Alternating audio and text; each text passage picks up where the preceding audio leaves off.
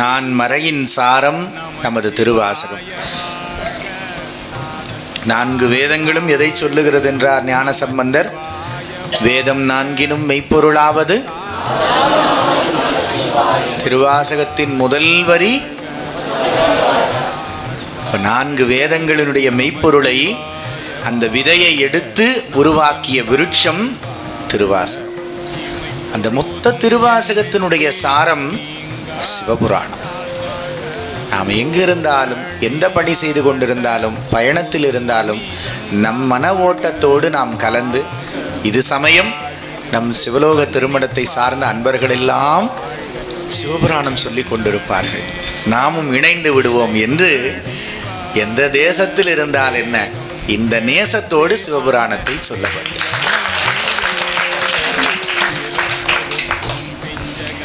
அதுவும் இசை என்பது